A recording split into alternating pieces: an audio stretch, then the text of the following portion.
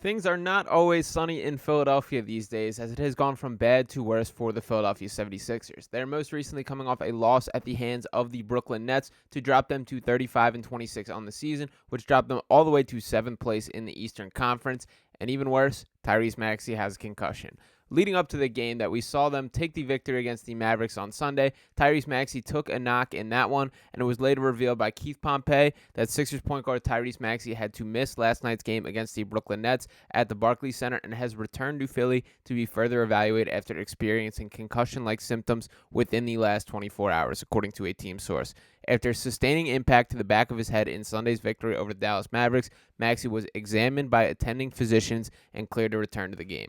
He was reassessed post-game by the doctors and remains symptom-free, but given the symptoms that he has experienced within the last 24 hours, Maxey has been ruled out for concussion evaluation, the source said. It was later confirmed that Maxey does officially have a concussion. We got a little more update pregame from Nick Nurse, in which he said, quote, "It's a delayed mild concussion, so they didn't really see the symptoms right away, and he wakes up the next day and they're there." So not much clarity beyond that, but we do know at this point that Maxey is now in league concussion protocol. I did see a couple conspiracy theorists swirling around that there was allegedly a Mavericks doctor that was who cleared Tyrese Maxey. Now, I'm not going to get too caught up in this. I do think it is a little strange that I would assume these Sixers team doctors are on location. I know for sure that the athletic staff is. I do think that there's a chance where with concussions and head injuries in general, it's a little bit of a different protocol that when you think of the NFL, how they have the independent neurologist being the one that clear you, it might be a situation like that where the NBA requires a certain level of doctor in which not just an average training staff and the way that they're equipped to handle seemingly everything, that maybe they do have a specialist set for that, and that could have come from the Mavericks organization and being on site. So maybe something like that. I have not seen any official clarity, but how the situation has entirely been described is exactly that, as Maxey took this exact hit right here, where he bangs his head on the shin of Derrick Jones Jr. You see, So he takes that hit. It was down for quite some time, and that was something that stood out to me, as we do not know Tyrese Maxey to be much of a embellisher or a guy that is more dramatic for the moments. He is a guy who bounces to his feet really quick, does not take his time when getting up from injuries, and he ultimately stayed down quite a bit on this play. Play had to be stopped. The Sixers took a take foul and a timeout. He ultimately went right to the locker room after that, was examined outside the locker room by whoever whatever doctor that was, seemingly from the Mavericks organization. He was cleared to return to the court, played that fourth quarter. The Sixers ultimately did get the win, and then after the game again was evaluated and completely cleared once again, and then these symptoms came up later. So to give one more look at it, as you can see, he was kind of going into a spin move motion. His leg slipped out from under him, and the back of his head just bangs into Derrick Jones Jr.'s shin here. you see.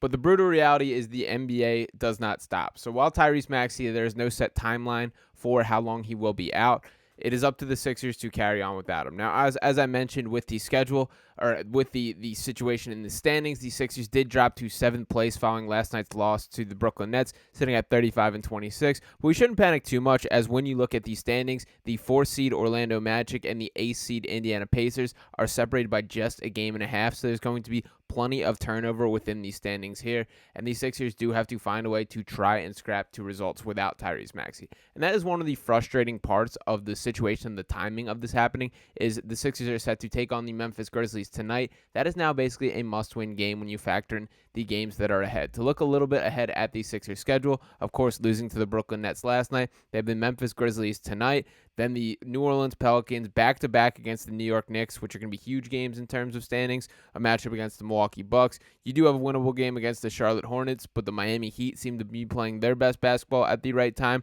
Then a tough West Coast trip in which you're taking on the Phoenix Suns, the Los Angeles Lakers, Los Angeles Clippers. The Kings are not a team you can overlook. Then the Clippers again. Then the Cleveland Cavs, who the Sixers seem to have their number. The Toronto Raptors, which is a manageable game. Then the Oklahoma City Thunder, which is tough. The Miami Heat one more time. And luckily, to close out the season, they will have the Memphis Grizzlies again, San Antonio Spurs, Detroit Pistons, Orlando Magic, and Brooklyn Nets. So a good way to end the season, and hopefully, by all indications, Joel Embiid is expected to be back by that point in time. There has not been a date targeted for Joel's return yet. He's still obviously longer out than even Maxey in this current situation, although we don't have much of a timeline for Maxey either. But the latest reports with Joel being that he has taken the court, began some light work, some on-court workout, and is lifting 100% of the weight that he was pre-surgery, which is all great news. This is all trending towards him returning, but they have to find a way to stay afloat in his absence. That if it does come down to those last 5 games, I feel pretty good about these Sixers' odds of climbing up the standings, of securing their desired seed,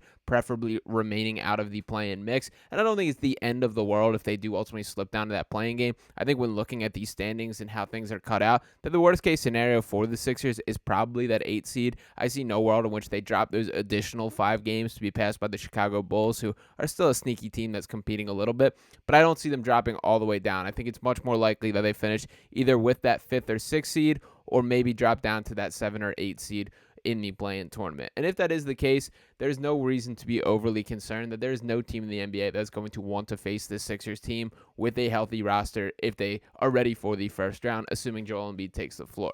But in the meantime, they do have to find a way to stay afloat.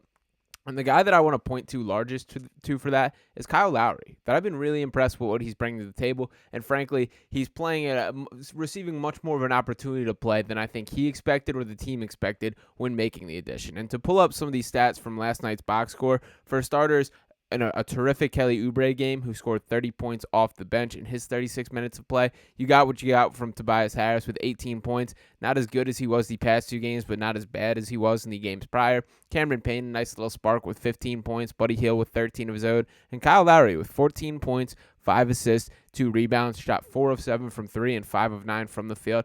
I've been really impressed with what Kyle Lowry is bringing to this Sixers team. That the best way I would really describe it is it feels like he's an adult on the floor in a way that this team needs. That there's a calming presence when the ball is in his hand. And when you compare him to Pat Bev, which obviously that's kind of the eye-for-eye comparison, and he's playing the Patrick Beverley role in the way that he served for most of the season, there is a little more there. And I'm very impressed with what he has had left in the tank. And from kind of the dirty work perspective, or what that is necessary on the Sixers team, they do need a guy.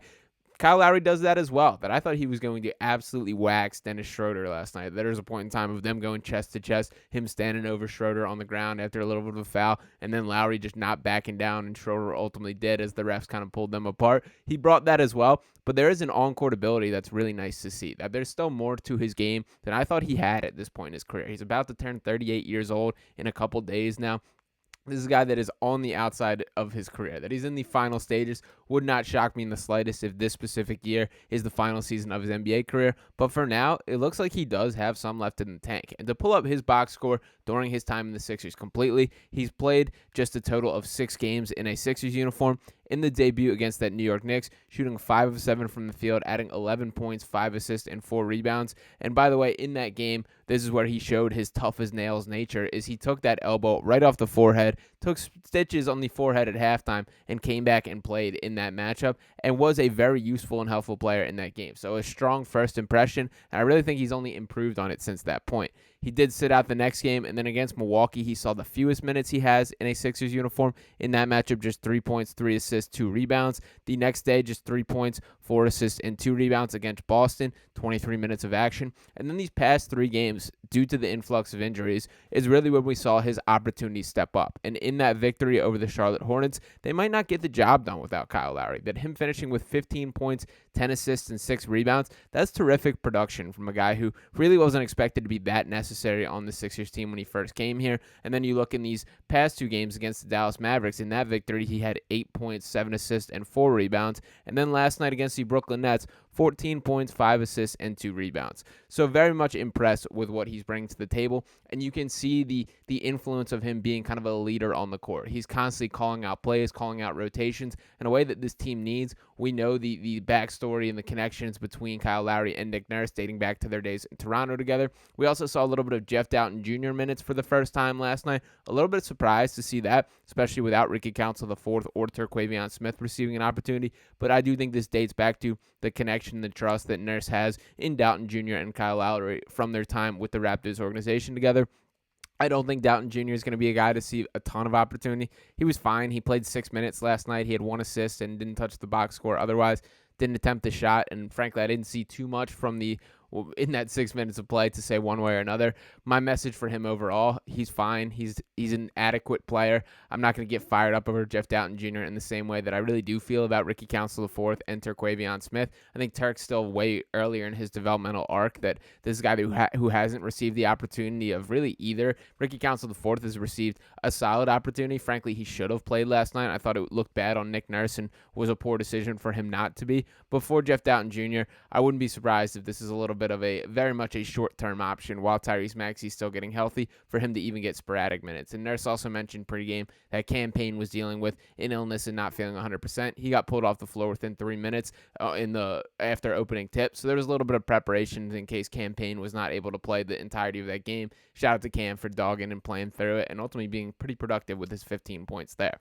But for the Sixers overall, the issue still remains that Tyrese Maxey will not be around. That this is a guy that has become the engine of the offense in the wake of Joel Embiid being out, and a guy that has delivered, that he is an all-star and is proving why that is the case, that he's been the best player on the floor for a number of these matchups in these games. And the Sixers now have to find a way to find some source of offense beyond Tyrese Maxey. When we're talking about no Joel Embiid and no Tyrese Maxey, it's over 50 points per game that you're missing out. Close to 60 points per game, just under 60 that you're missing out of between those two guys. It actually is just over 60 now that I'm running the math in my head again. That's a lot of points that you're without. So this team has to find a way to step up. There has been no sort of announcement for timeline as far as Tyrese Maxey, but there's no doubt that their opportunities to win shrink even slimmer without him being on the floor, and hopefully it is a speedy recovery. As was mentioned in this tweet here, that Tyrese Maxey styled with a mild concussion, has to clear a 5-step NBA protocol before resuming play. Concussions are a strange injury that they impact every single person a little differently. Who knows the severity of what he has? Mild concussion is all that has been thrown out there, so hopefully it is nothing very serious. He's able to bounce back quick and that there are no repercussions or lingering issues with this, as that can be the case at times. But for now, send some prayers Tyrese Maxey's way. Hopefully Joel Embiid not too far behind him as far as returning to the floor, and hopefully the Sixers team can find a way to scrap some victories in the meantime. It is a big game against the Memphis Grizzlies tonight. I do think they need to find a way to get in the win column against a really bad Grizzlies team, a really young Grizzlies team, but they'll be hungry. So we will see. Also, we have a Joel Embiid injury update expected to come at some point this week. I'll make sure to be right on top of that and have a video coming out, as well as whatever else is the latest with the Sixers team. Hopefully not as many injury breakdowns in the near future, but dealing with what they give me. So we will see what happens from here. Appreciate you guys for tuning into this video. Make sure you're smashing to subscribe to these videos on Sixers Digest. Want to keep the Digest family growing. Appreciate each and every one of you tuning in. Make sure you're liking and subscribing as well. I'll be talking to you next time right here on Sixers Digest. Peace.